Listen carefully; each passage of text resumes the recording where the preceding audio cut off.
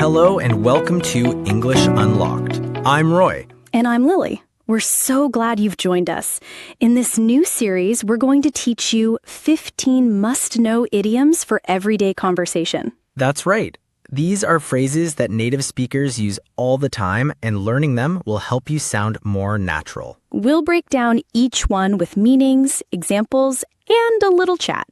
Ready to get started, Roy? Absolutely. Let's dive into our very first idiom. Okay, our first idiom is on top of the world. This is a great one, and it's very positive. It means to feel extremely happy, delighted, or euphoric.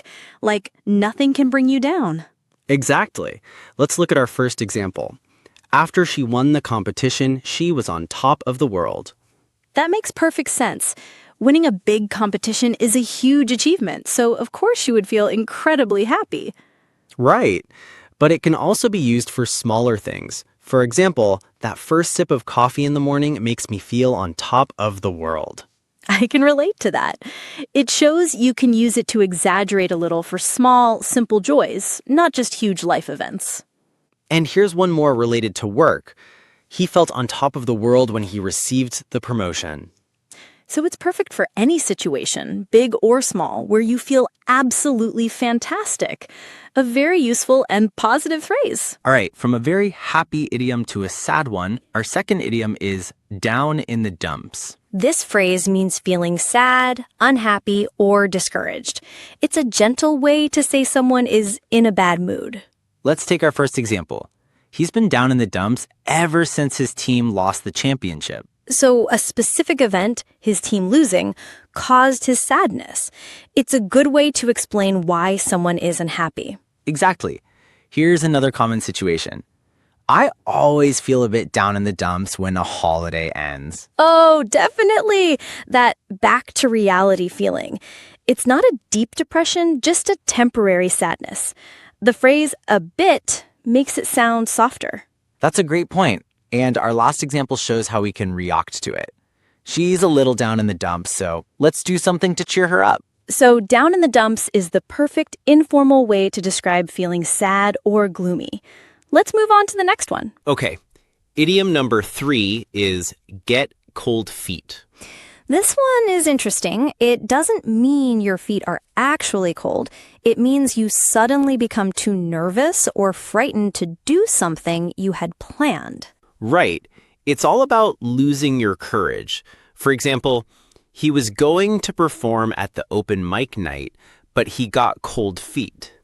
I can imagine that. The fear of performing in front of people made him back out. He lost his nerve. Here's another one. She wanted to ask for a raise, but she got cold feet at the last minute. That's also very common. You have a plan, but when the moment comes, fear takes over. The phrase at the last minute works really well here.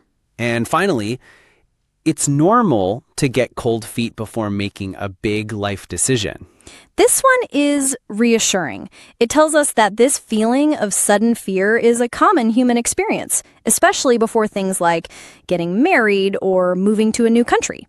Exactly. So getting cold feet is all about that last-minute panic or loss of courage. Next up, we have bite your tongue.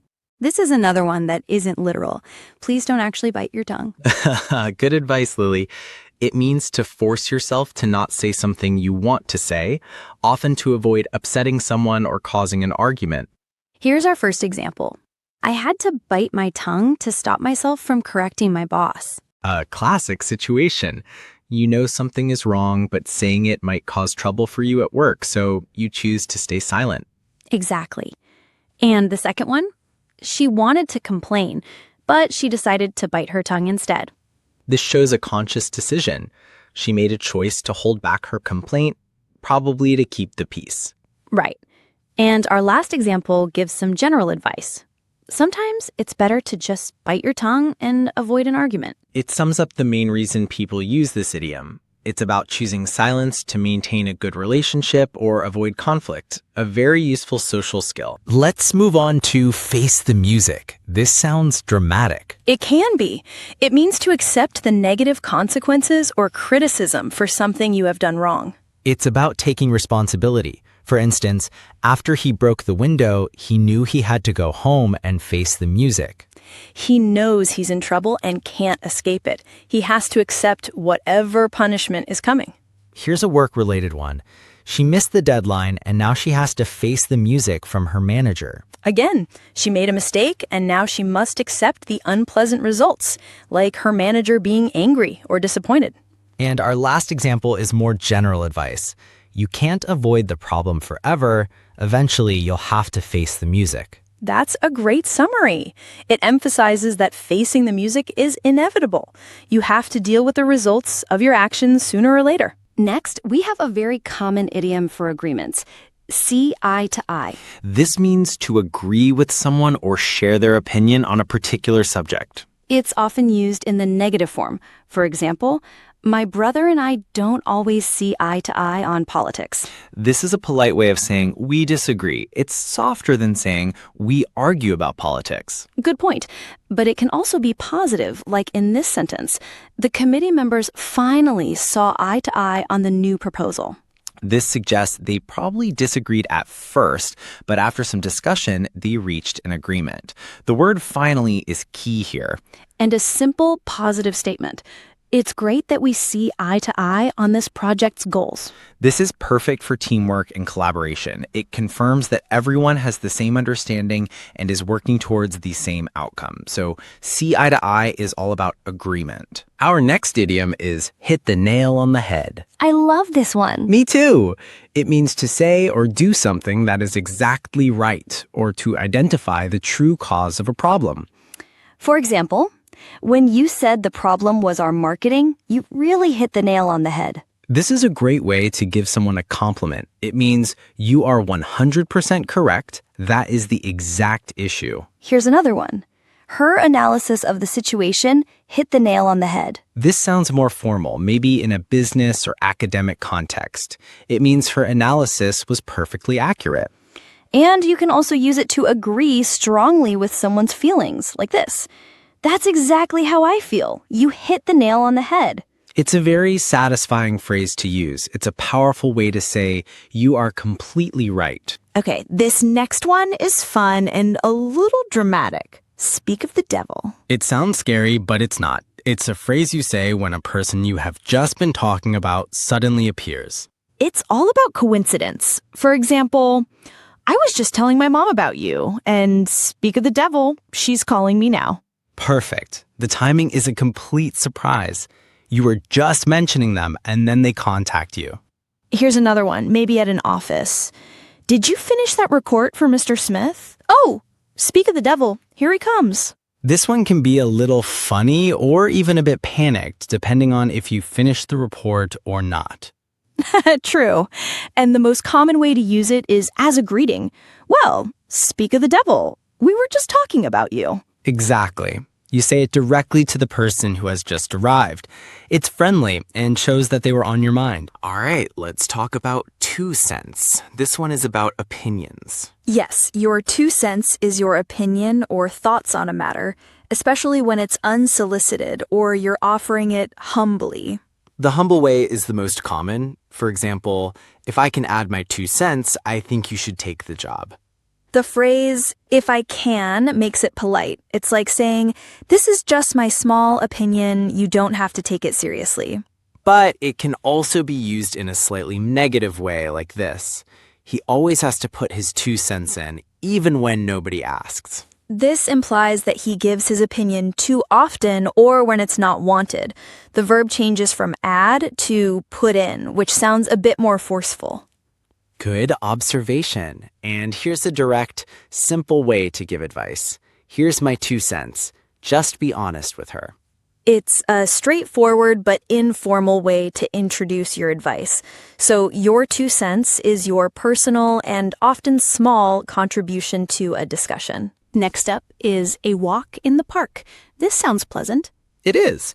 If something is a walk in the park, it means it's very easy to do. For example, after last year's difficult project, this one is a walk in the park. This sentence uses comparison to emphasize how easy the current project is. It's easy in comparison to the difficult one. Here's another one. He thought the exam would be hard, but it was a walk in the park. This highlights a surprise. The reality was much easier than the expectation. And you can also use it to encourage someone. Don't worry about the presentation. For you, it will be a walk in the park. That's a nice way to show confidence in someone's abilities. You're telling them that they are so skilled that the task will be easy for them. A very useful phrase. Okay, our next idiom is a bit of a warning. Bite off more than you can chew. The image is great.